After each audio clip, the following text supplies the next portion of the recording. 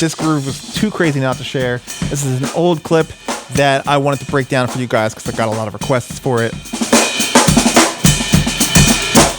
Just like the other recent groove lesson, this has a variation A, variation B. Variation A is a little spicier with what the right hand is doing with the bell of the ride. In variation B, we get into other subdivisions and some crazy left hand stuff.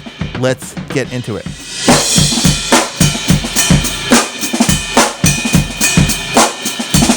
One very important note is that I am not going to transcribe this note for note. I was improvising. Every measure was a little bit different. I'm going to give you the general theme of what was played and break down how you can get into this style, both for variation A and B. Let's start with A.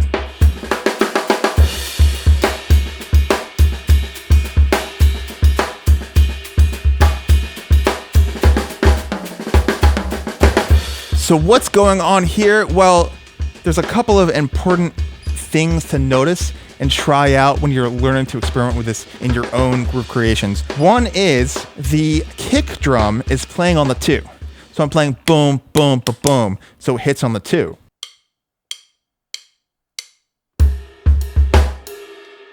I'm sorry, and of 2 with the snare drum. The important thing is that the kick is playing with the snare drum.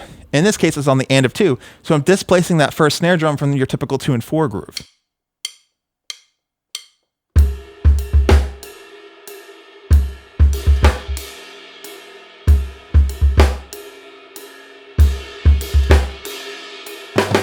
And adding your kick drum underneath your rim shots, underneath your main snare accents, is a really nice way to get a feel that you're not necessarily going to be used to otherwise, because it's not the most common thing unless you're playing 4 on the floor. That alone gives you something interesting to explore. We also have the ride bell playing a lot of dotted 8th note rhythms with a little bit of some lead-in notes as well. It's generally that thing, but then we also have some notes that are leading into it. Da da da ba.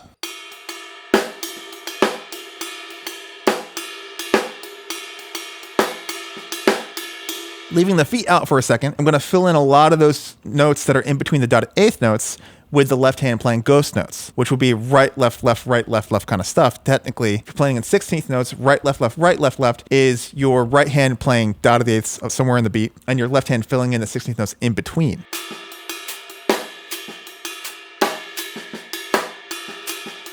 So in some places, I'm going to play right, left, right, left, as the group of 3 16th notes. Sometimes you might play right, left. The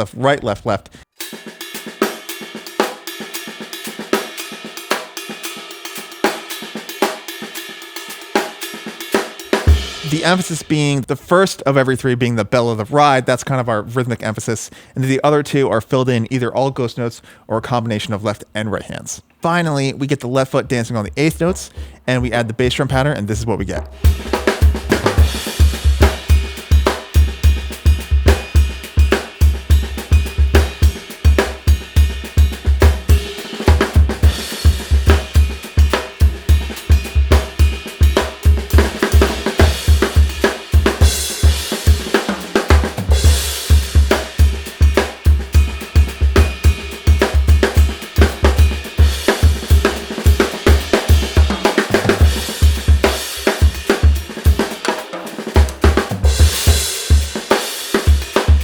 What's going on in variation B? Well, we are switching to 8th notes with the right hand on the ride cymbal. That's easy enough in itself. We're going to play every other 8th note with the bell, so on the ands.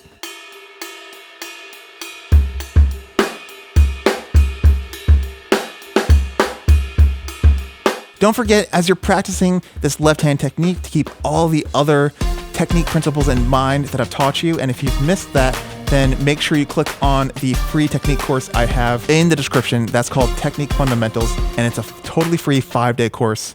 Make sure you check that out.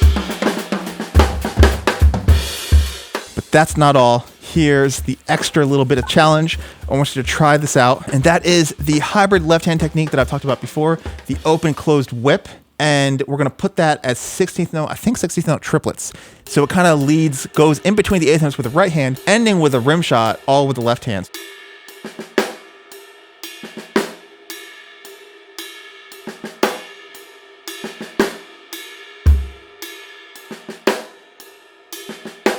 Here it is extra slow for you.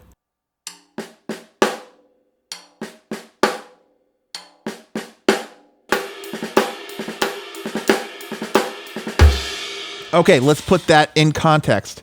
It takes time to build this technique up to speed.